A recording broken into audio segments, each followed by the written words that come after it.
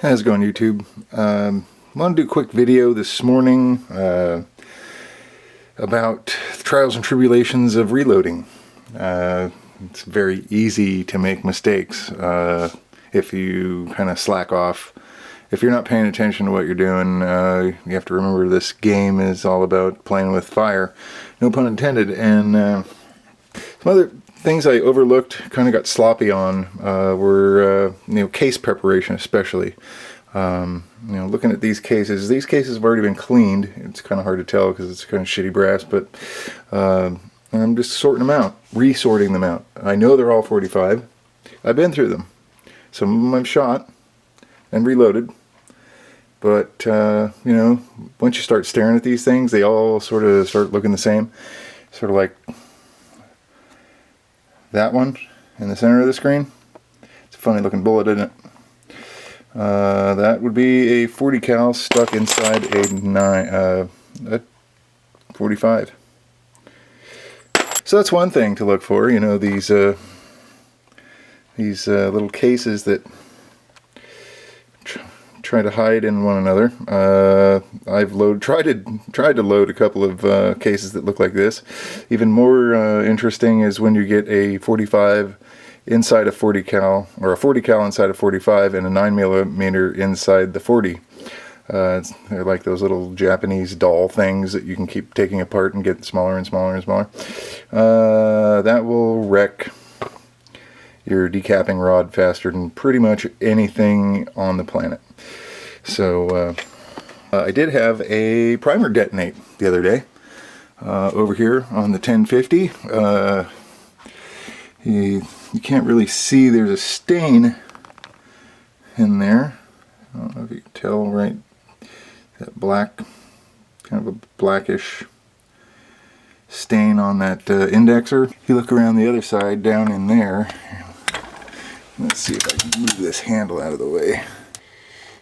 There it is. See that orange or yellow stain? That's what happened. Well, that's what color, whatever that detonation stuff is they put on a primer. That's what color it turns when it explodes.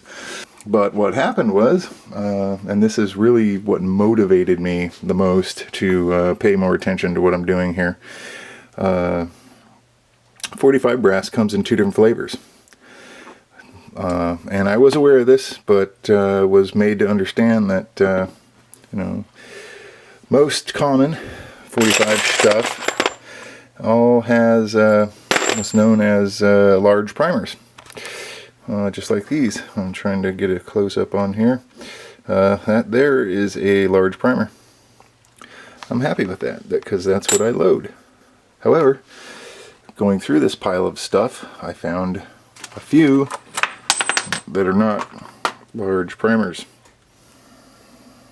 You can really tell the difference. This will mess. I'm trying not to swear anymore. This will screw up your reloading faster than anything. Yeah, you'll feel some resistance, but using the 1050 here, everything's done on the downstroke, whereas when I learned to do all this stuff, it was on my 650. And a couple of things happen on the forward stroke of the handle. One of them is the primer seating, and it's actually one of the things I don't like about it. Where on the 1050, everything's done on the downstroke except for the case indexing. The shell plate actually will move forward once the handle is completely forward. Yeah, the amount of pressure you can exert on the bottom of a shell case and inadvertently detonate a primer it makes it really easy.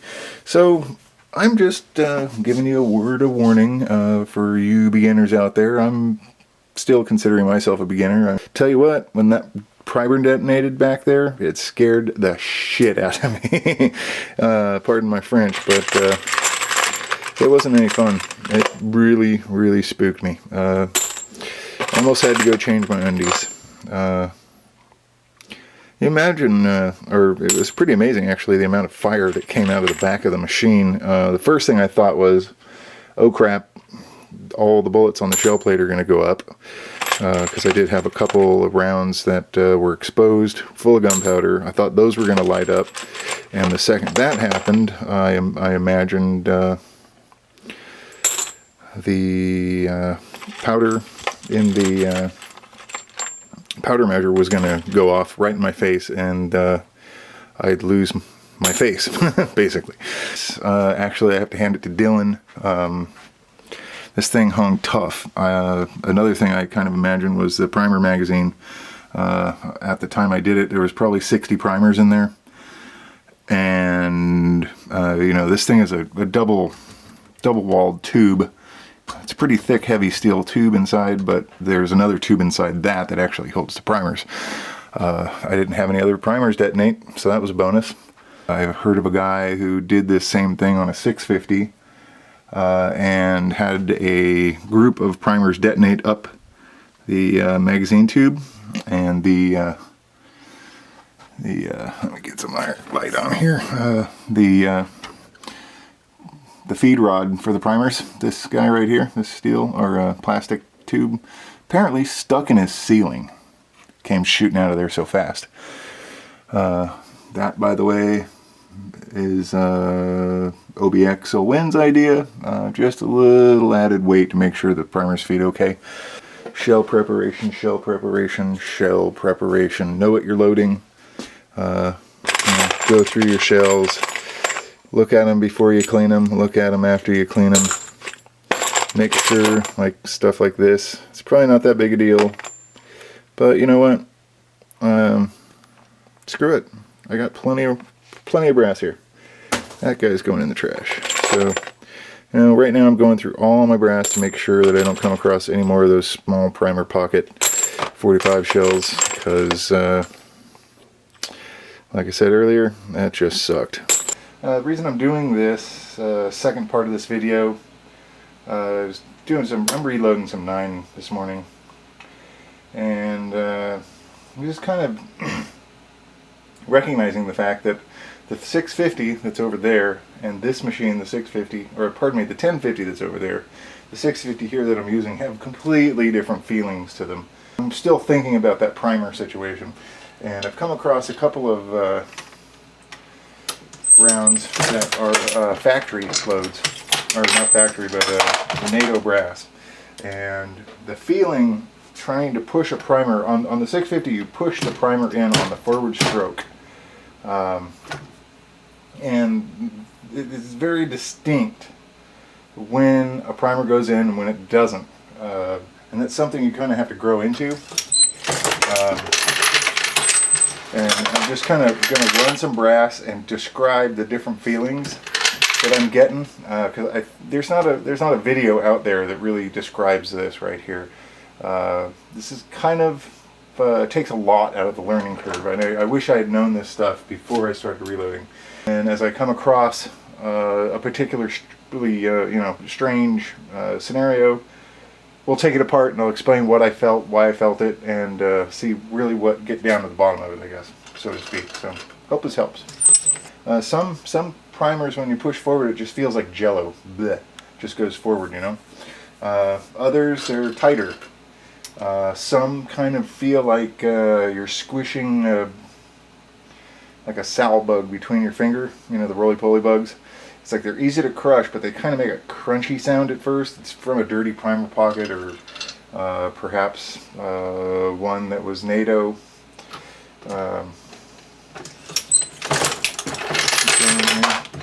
That one was easy.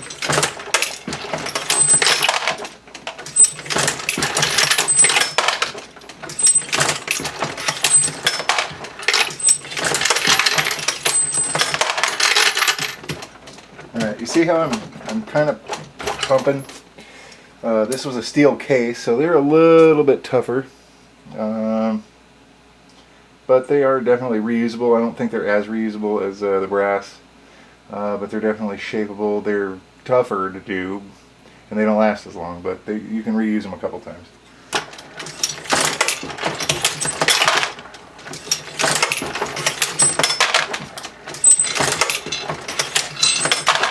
You know, another thing that comes to mind as I'm doing this out of cases, it looks like.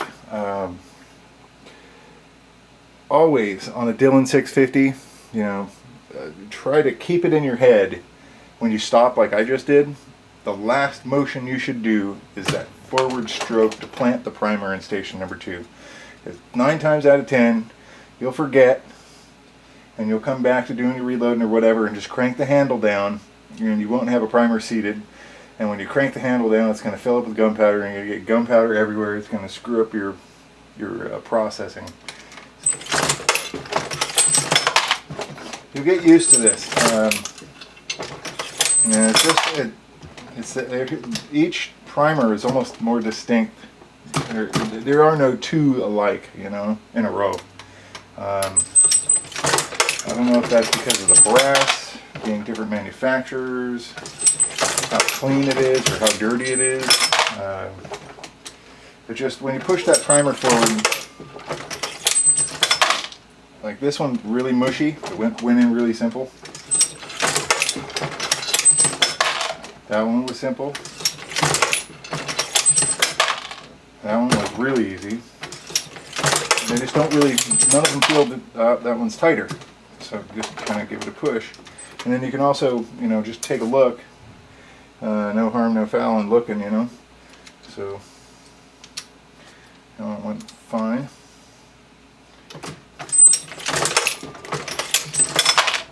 Pay attention to what you're doing. With the 650, it's going to be foreign for a few hundred rounds when you first start doing it. But then you'll start to feel exactly what the machine is doing. The only, really the only 2 stations that are going to give you any kind of feedback really are the shaping, sizing, which is in station 1 here. And then the priming station, which is 2. When you push forward, it primes it. When you pull back in station 2, it will bell the case and then dump the powder in it. So all the rest of the stations really you're not going to feel. So I really try to concentrate just on that forward stroke, just so I can feel that primer going in. You know, here's a very, very proud little primer sitting way out there. That's from not really being familiar with the machine and just shoving on it, but not hard enough. This case, I'm not sure what's up with this bullet. All these bullets I just pull out of a bin. They're screwed up one way or the other. I'm not really sure. This I can see the case is still belled, but there are bullets sticking out of it. I don't know what's going on there. But anyway, I just wanted to give you kind of some tips, tricks, I guess. Another good tip that I just recently started doing, because my memory is rather weak, is I'll make myself a note right here.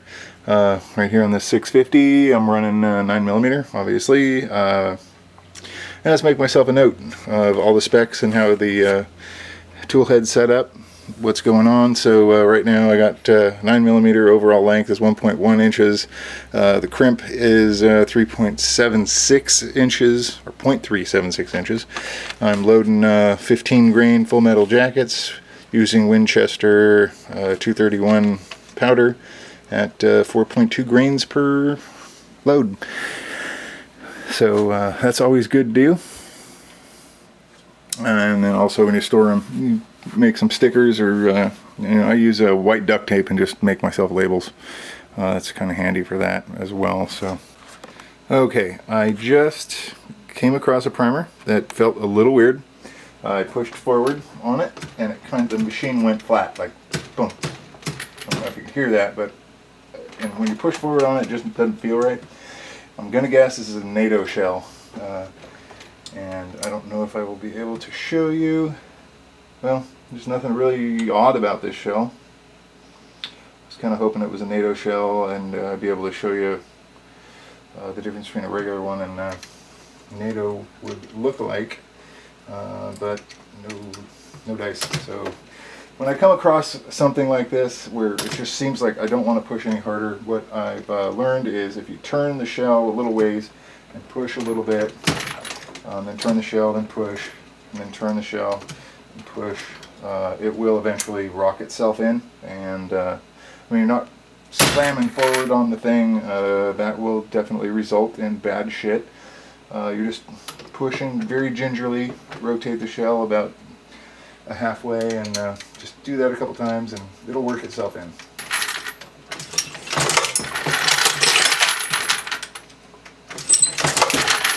Alright, something wrong there. Something felt really weird. Alright, this is another strange little thing. This is what happens when you don't separate your brass.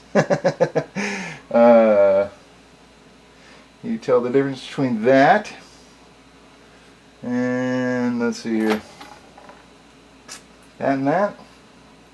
One's a 9mm, one's a 380. So recover that primer.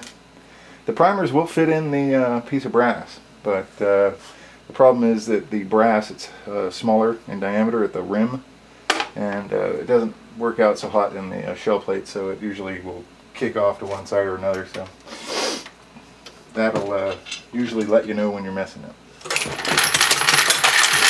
I guess the thing that's most important is getting to know your machine, and that's really what I'm trying to really put forward here.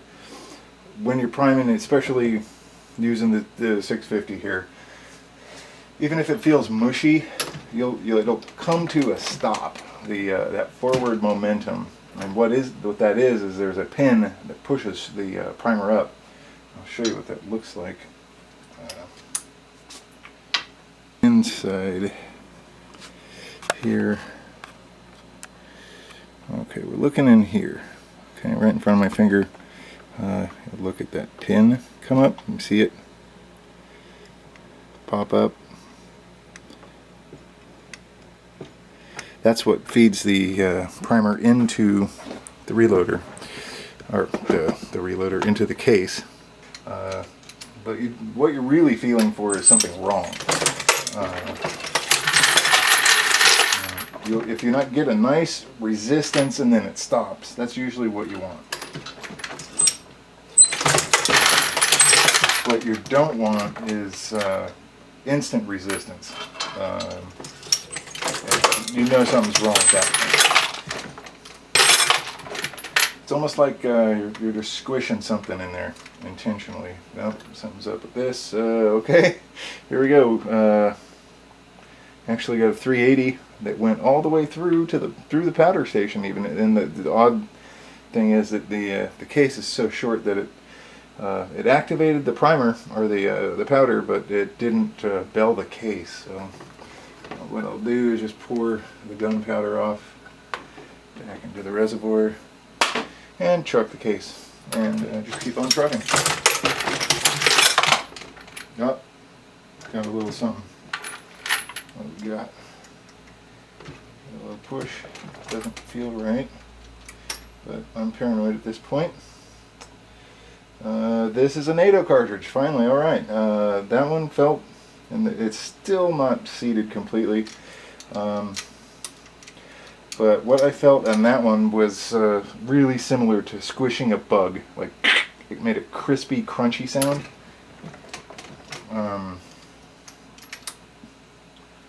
So we're clear now, and I'm going to set this on the bench and do my very best to get a close-up of how I know it's a NATO cartridge, if you guys aren't aware of it.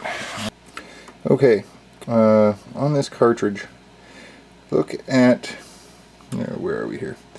At the, it's really hard to see where the light isn't reflecting all strange. The very top of the cartridge that would be at your 12 o'clock. Come on, focus, baby. What that is a circle with a plus sign in it. Now you can see it really well. So, yeah, going back to that, basically what that's all about is you're going to feel that. It's going to feel like crispy, crunchy. Something's definitely not right. And I will mention, if you do end up getting a rifle set up, definitely going to end up buying a swaging machine. This one's mine, and like a bunch of us in the reloading world, basically trying to find some brass that primer knocked out. Can't find one, of course, but basically what this machine is you put the brass over this, that, and come down with it, and it will swage out the primer pocket. So if you get NATO brass, which has that little plus sign, just like we saw in that 9mm case,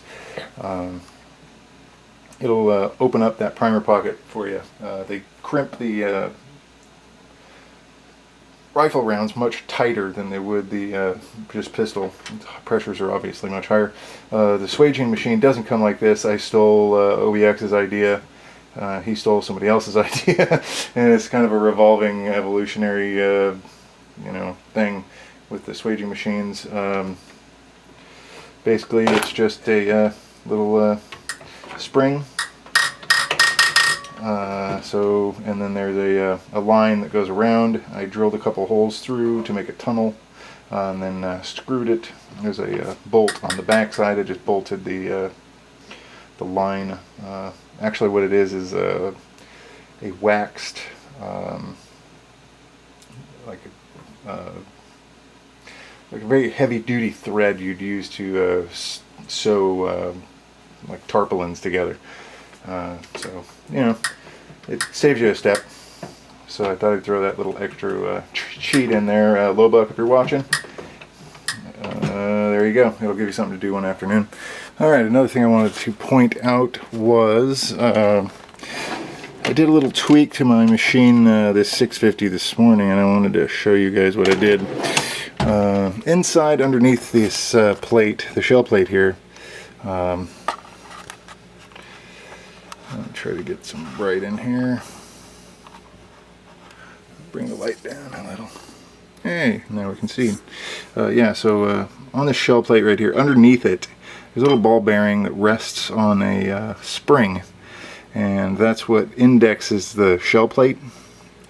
As it moves from station to station, it will that ball bearing pushes up into a hole, and what happens is, see these little holes, that ball bearing will fall into that slot, and then into the next one, and the next one, and the next one, and that's what indexes the shell plate in the machine, so it knows where to stop, so to speak. And I did a little tweak to mine. Instead of that ball bearing system that Yankee Prepper and OBX are using, I changed the spring underneath that ball bearing. They're both, this is the original spring. Get some more light in here. This is the original spring, and this is the spring that I'm using now. It's a little bit longer in comparison, but as far as weight goes, it's probably about half of the amount of pressure. And what that does is, a 650 guys know there's a ton of powder flip. When that ball bearing indexes, it accelerates the shell plate into the next station, and you'll get what's powder flip is, I think Yankee Prepper invented that word, and it makes a lot of sense because it flips the powder right up out of the case, especially on your 223 and your higher powder level cases. With that lighter weight spring, it doesn't accelerate that shell plate, so the use of the bearing might be not necessary, maybe. I don't know, because I've never tried the bearing thing, but I just want to throw that out there. Just tried that this morning, and I've done almost 500 rounds of 9mm in the last almost hour here, and this is all the powder that has accumulated on the machine. And there's some, but hardly any on that shell plate, so kind of cool. Just thought I'd mention that as well. And for those who don't have anything better to do with 300 bucks and enjoy reloading, you need one of these. Okay, as I was saying, if you guys do a lot of reloading and like to bang out as many rounds as you can, in the shortest amount of time. You guys gotta get one of these. This is the coolest damn thing ever. Does all the primer loading for you. You just have to remember to make sure and get the tube into the right hole, because if you don't, it'll just start dumping primers all inside. See one in there, one back there, and yeah, whatever. But yeah, this thing's a lifesaver. You can be loading while loading primers at the same time, so something to think about. It's a cool little machine. It's just, you have to get used to the irritating sound it makes.